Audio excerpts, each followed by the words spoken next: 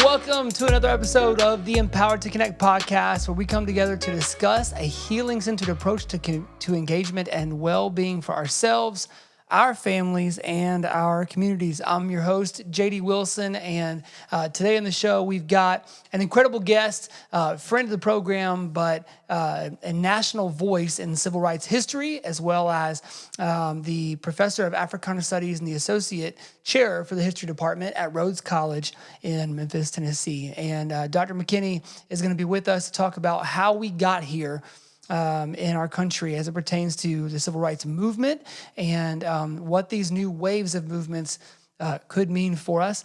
He's also got some incredible advice as a dad of three for how to just begin this conversation with your kids and how to begin talking about that. So it's going to be incredible. Remember, we are looking at all of these issues through a healing-centered approach to engagement. And so we want to look at not just how these issues affect us individually or our kiddos individually or those under our care individually, but also how it affects us as a community, as well as the systems that affect both of those other factors as well. We've also got with us today Mark Ottinger, Mo from Empowered to Connect, and he's going to be with us as well. And so you'll hear his voice in the podcast as well. Really excited for this episode and hope you enjoy it. Please check it out now, Dr. Charles McKinney. All right, well, our guest today is the Neville Frierson Brian. You know, I should have asked you if Frierson is the correct pronunciation first. Sure. Frierson? Yeah, let's go with that. Yeah, that's it. Now I don't know if you're messing with me or not. The Neville Frierson Brian Chair of Africana Studies and Associate Professor of History at Rhodes College is Dr. Charles McKinney.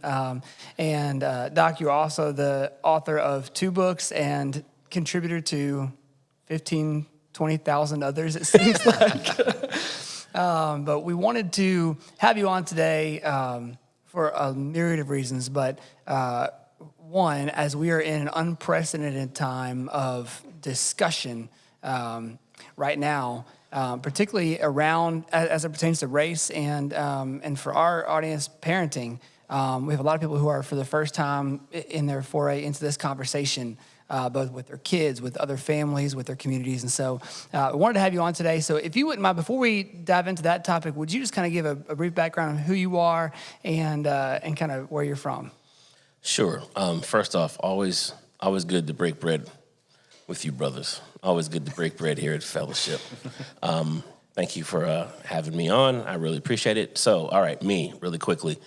I grew up in Southern California, Santa Barbara, California. An overwhelmingly white space, heavy Latinx population, very small African-American population.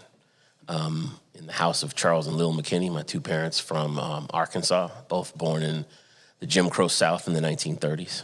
So I grew up in California with my little sister, went off to college in Atlanta, Georgia at the Morehouse College, and then came back to Los Angeles for a year, taught elementary school, and then went off to graduate school at Duke University, go Blue Devils, and then lucked up and fell in love with Natalie Davis. We got married in 96 and moved to, I'll speed up here, moved to Memphis in 2005. Right. So I am the father of 3. I've got a daughter, Vanessa Marie, and 2 sons, Io and Chioke.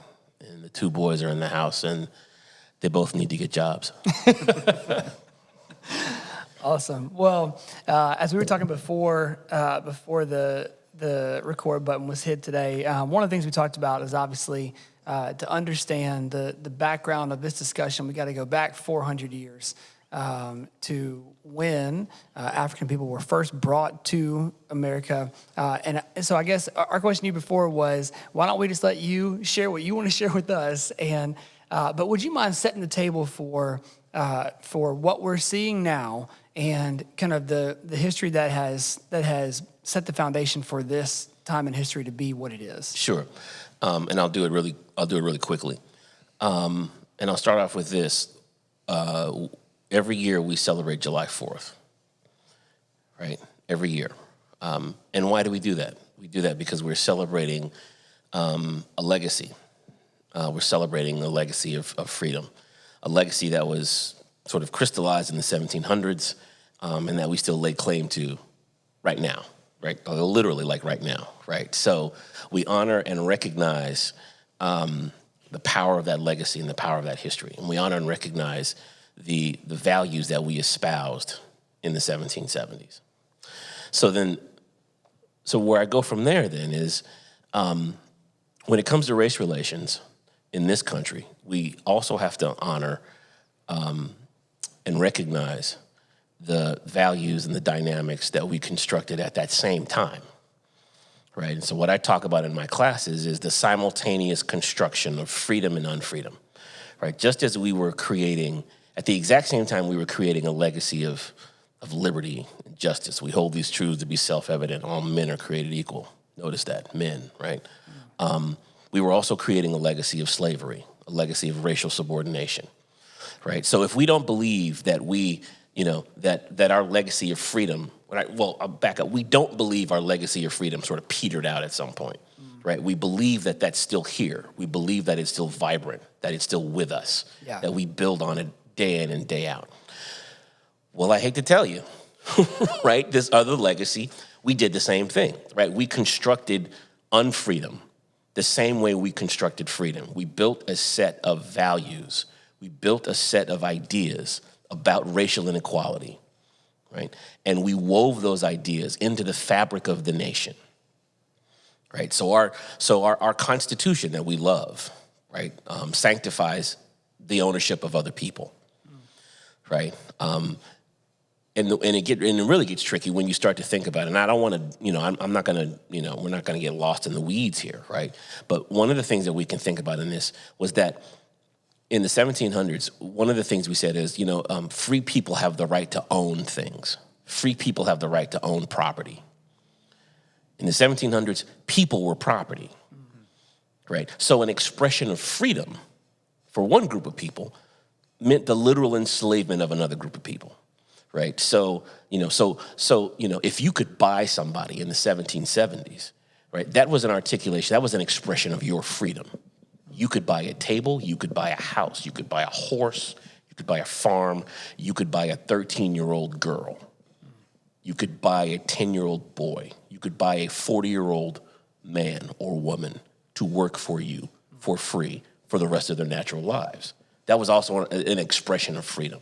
Right, so that's how woven together these two things are, right? So just as we had an investment in freedom, we also had an investment in unfreedom. We had an investment in racial subordination so that, right, the institution of slavery could grow and flourish and thrive from 1619, which is 150 years before this founding moment, right, all the way up to, right, the 1860s. So, so when it comes to this moment, right, what we're seeing is, all right, what we're being reminded of is this simultaneous construction of freedom and unfreedom. We're living in a moment where technically all people should have rights, equal rights, right, and should have access to all of the rights and privileges that every other American has rights and access to. And we don't have that because of this legacy that we've created. We're still fighting. We've made some progress, obviously, in a lot of really foundational and fundamental ways, but we still have a long way to go. And so this moment is a reminder of those disparities, right? And so, so when we start to think about this moment, we have to be honest with ourselves and honest with our kids, right, about the history and about the legacy and about what it is we're actually struggling against in this moment. So you said something that at the end there that I want us to talk more about. When we talk about having this conversation with our kids, you mentioned before we started recording, it often we want to start personally, but that might not be the luxury that we have in this discussion to have it the best way. Yeah. My daughter is older and she has a job, so I like her the best out of all three of my children. So my two boys are in the house now, and so one of the things that one of the things I think about is what do we tell our young people? What do we tell our kids in these moments?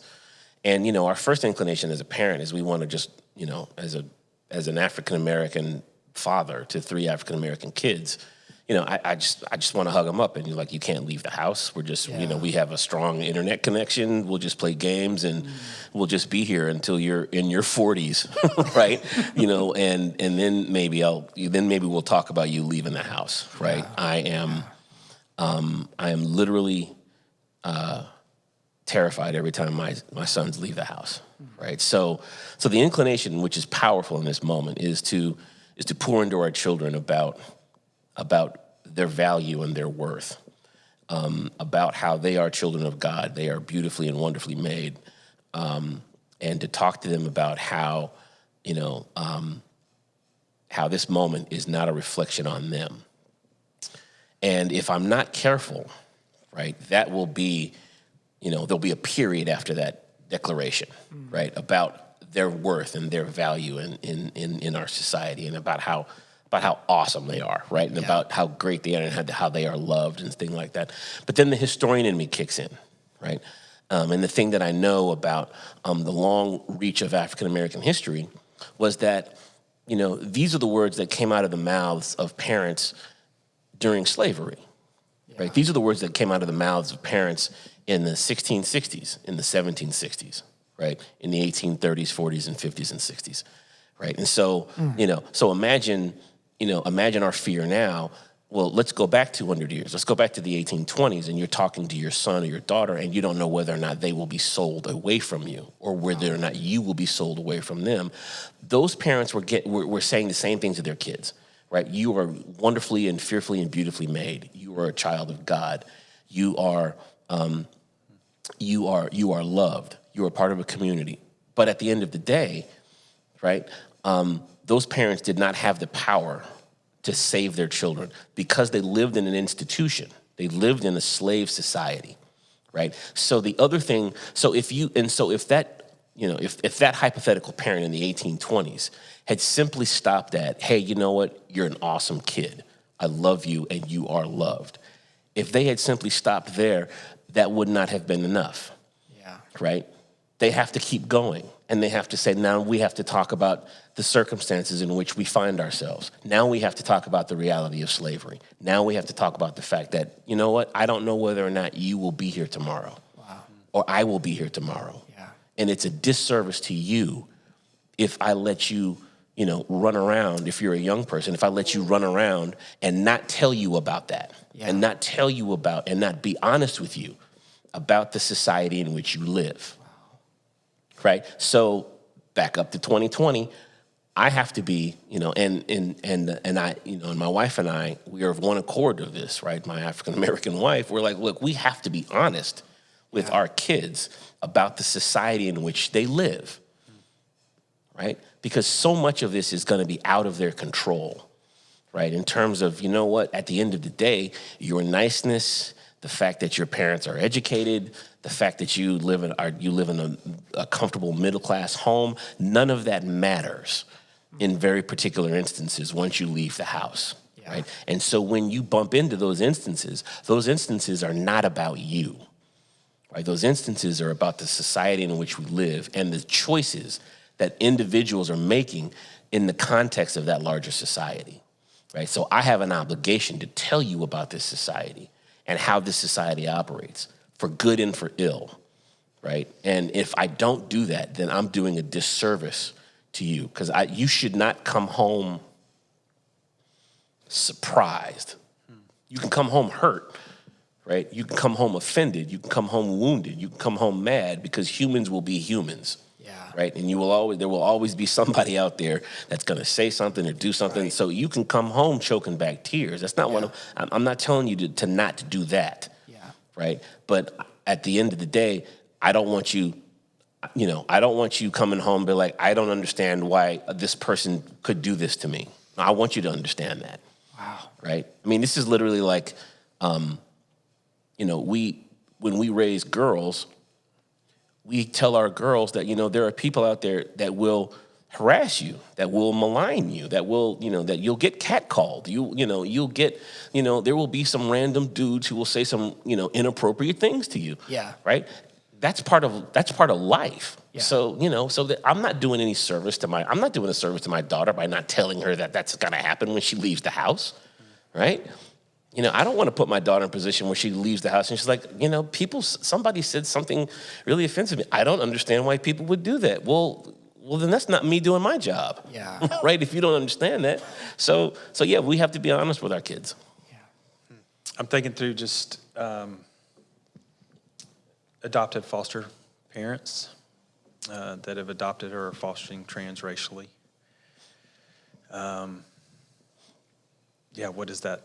What does that conversation look like? Where does it begin? Yeah, I mean, so I can only speak from, being in community with friends who have, with friends and relatives who have, who have adopted transracially, and I know that, this is fraught for people, right?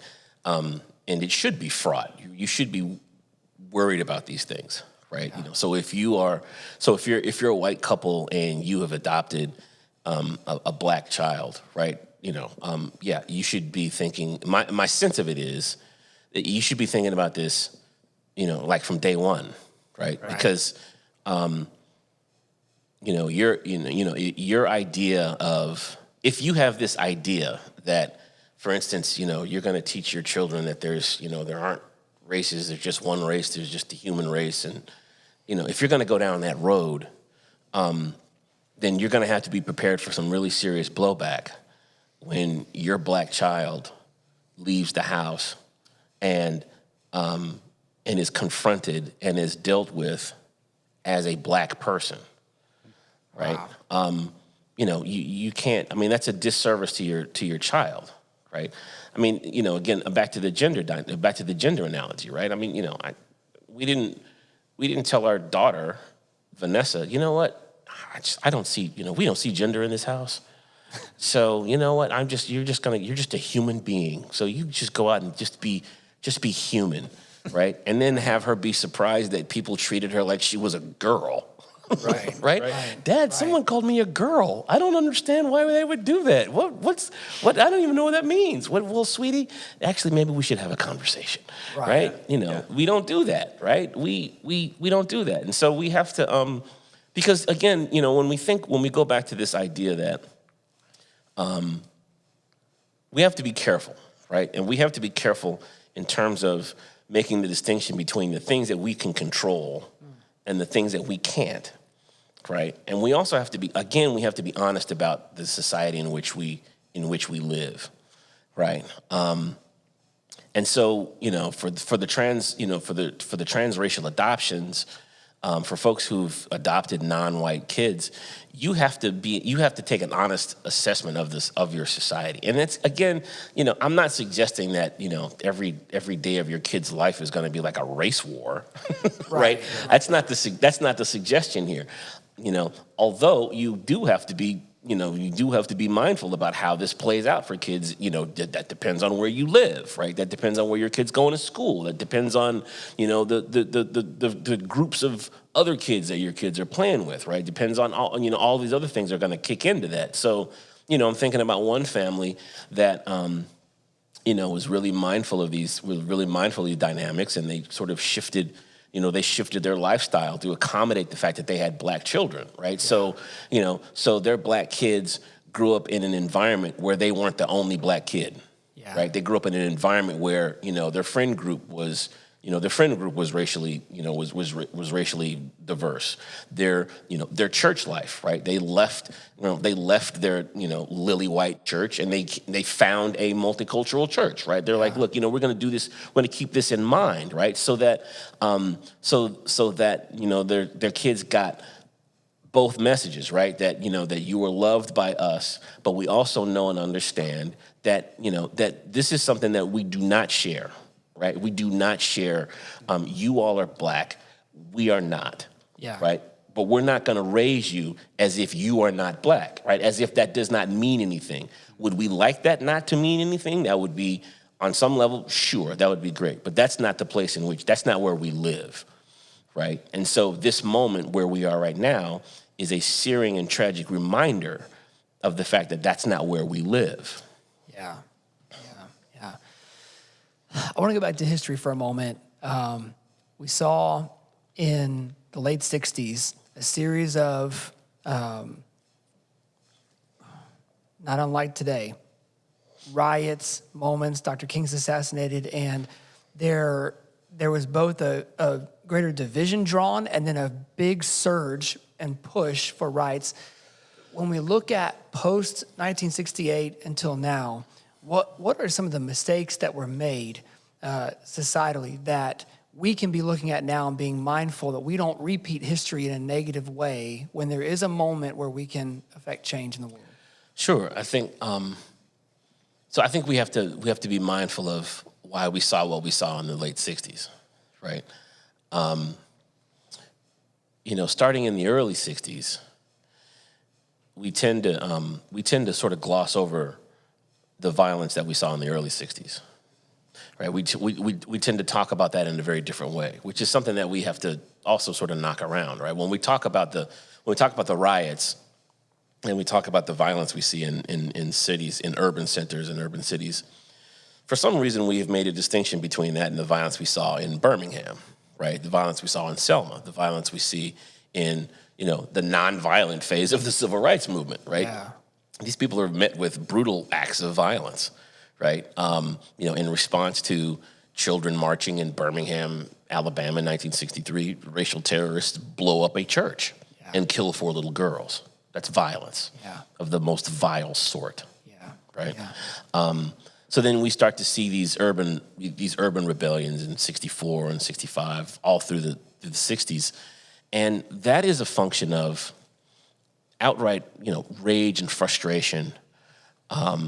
Anger for what many people perceive as the slow pace of change, right? Because we have to remember, black folk got free in 1865, right? So they are, and so black folks have created a movement to secure the rights that they were supposed to have 100 years earlier. Right? That's the thing that we tend to forget when we talk about the civil rights movement, right?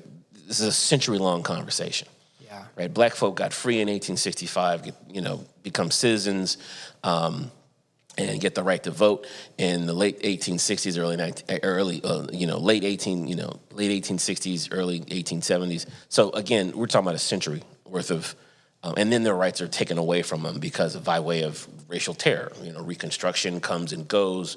So it's an ebb and flow, right? There's progress, and then there is white violence and white rage and white resistance to that progress, right? So black folk get the right to vote, start building institutions, start, building and creating their own families. They start doing all of the things that our society says people should do, right? And they are met with resistance, right? And violence. They start to engage in all of the things that people do as they try to move into the mainstream of American life. And the answer is, don't do that. So the rights are stripped away. We go into the Jim Crow period, the period of racial segregation, right? Racial separation, racial apartheid in the country. And so when we get back into the 1950s and 60s, right, people again are fighting for rights that they were supposed to have access to a century earlier. So we start to see some major shifts. We start to see legislation. We see Brown v. Board of Education. We see the Civil Rights Act. We see the Voting Rights Act. We see legislation on housing discrimination, right? We see some major accomplishments, but it's not enough because we also start to see the pushback, right? We see the legislation being implemented, but at the same time, we don't see those rights and benefits trickling down in the way for a lot of people, those rights and benefits don't trickle down fast enough, right? So what we see in that period after that, right, is again a period of pushback, right, where this legislation is passed. There's lots of really great and wonderful things implemented. Affirmative action is implemented.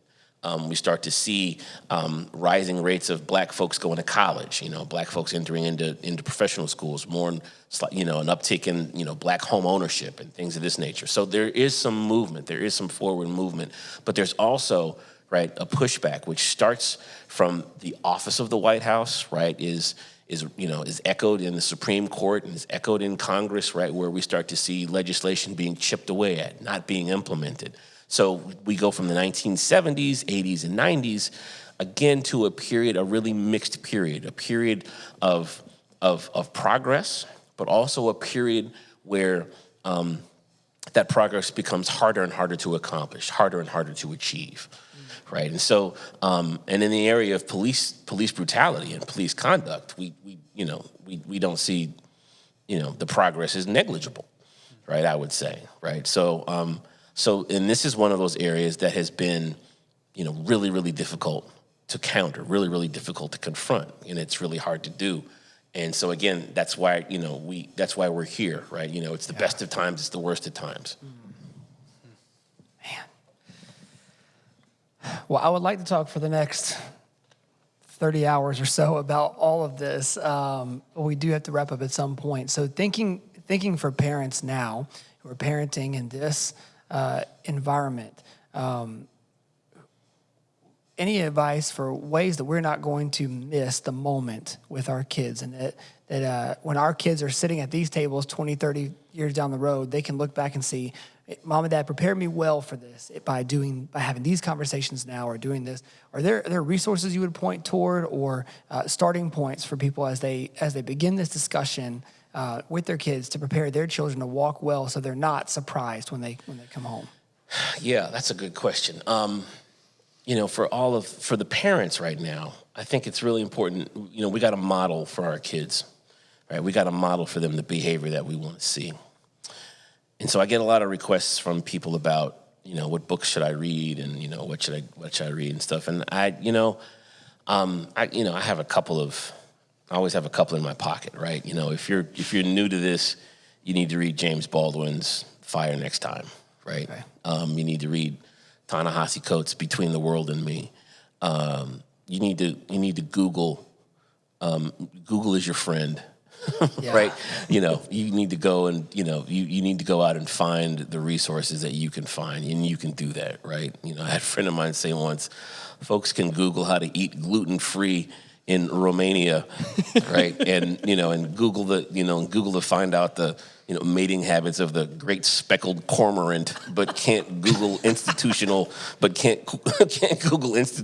racism, right? There was like, you Googled, you got the batting average of Ted Williams' second year in the league. You can find some stuff about black people. I have faith in your Google skills. You can work that out. But I think that just in terms of the modeling, though, right? The book club's not enough, right? So the parents out there who've adopted transracially, I would say to you lovingly, right, that it's not enough for you to create a book club. I just put this up on my Facebook page a little while ago. I was like, and the analogy is in my mind, how comforted would you feel if after the hurricane has destroyed your home, I come up to you and said, you know what I did? I put together a book club on hurricanes, and we're going to read about hurricanes, and, we just want you to know we're with you. We're just, we're going to read these books on hurricanes. We're going to know everything there is to know about hurricanes.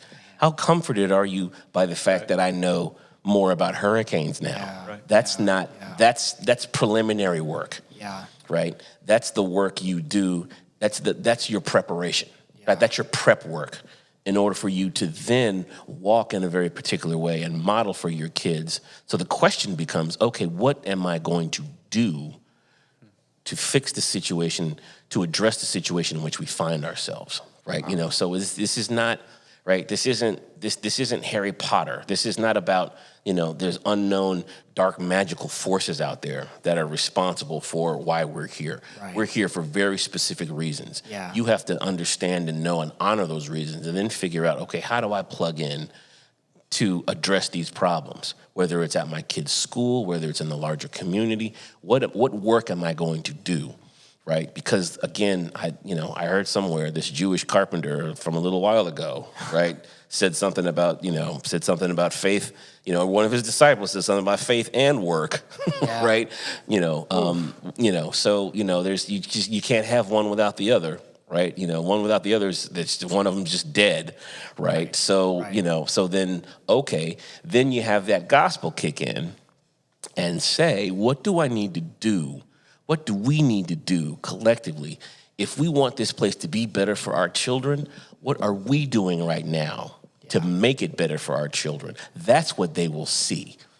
They're not going to see, they might see what you read. And hey, Dad, what are you reading? Hey, Mom, what are you reading? But they're Right. going to see what you do, right? James Baldwin's got this quote. He says, I don't trust, and he's talking in the middle of the 1960s and about how little, how little he trusts, right? White folks talking to him about racial change. And he was like, look, I don't trust what you say because I see what you do. Ooh. Right? I don't trust what you say because I see what you do. Wow. So best case scenario, right? If your kids are little now, 30 years from now, your kids are out doing some good work because they saw you do some good work. Yeah. Right? So that's how you know it's working. Yeah. Right? That's how you know that that you've done this correctly because they've engaged in what King called the beautiful struggle to make a new world. Wow. Wow. Before we go, anything else you want us to know? Anything else you think we need to know? You've got the floor. Well, sit back and get comfortable. I've got a really quick list of these 117 things I wanted to say really quickly. This is a moment where we are fraught, and we have to be honest about why we're here. We have to be honest about what's happened. We have to be honest with our kids about the reality of racial inequality, that this is not a function of bad people, right? It's bigger than that. Yeah. Right? As we were talking a little earlier, our inclination in so many of our churches is to think about this on some level as a relational issue. And on some level it is, right? On some level, some of this can be mitigated by, people coming into community with one another. Right. On another level, that's not going to help at all, right? Who did Breonna Taylor need to be in community with? Yeah. So that she didn't get shot to death in her own bed. Wow. Right? Who did Ahmaud Arbery need to be in community with so that he didn't get gunned down while he was jogging? Right. Right? So we have to be honest about this situation, about where we are, so that we can figure out a way to move forward. So that's not about, again, those instances, that's not about, bad people doing bad things. That's the entryway into these larger conversations we need to have about systemic inequality. The most chilling thing about that George Floyd video is the impunity with which that officer has his knee on his neck. Yes. He's got his hand in his pocket. And it's casual because he's under the impression that nothing's going to happen to him, right? Why does he believe that? Because he works in an organization. He is a part of a system that, since the founding of the nation, has systematically devalued non-white people. That's why, right? Why does it take 3 district attorneys to finally find the one to say, you know what, maybe the guys who murdered Ahmaud Arbery should get arrested? Yeah. Because everybody in there felt a sense of impunity. Everybody in this scenario thought that, you know what, this isn't really that bad. Well, why isn't it that bad? Right? Would you have the same reaction if it was a 16-year-old white girl jogging down the street? Probably not. So why is this not that bad? Well, because this is a black man. That's why. Yeah. Right. So the parting shot is we have to be honest with ourselves and with our kids about this moment, so that we can empower them to be their full selves and understand what's theirs and what's not theirs. That's the thing, right? Is, you know what, kids? No matter what happens to you out there, because again, that personal part of this is really important, right? You know what? You are beautifully and wonderfully made. You are loved, right? We think you are awesome. And you're going to bump into some people who don't think those things simply because of the way you look, simply because of because of your race. Yeah. Those people are operating within a system.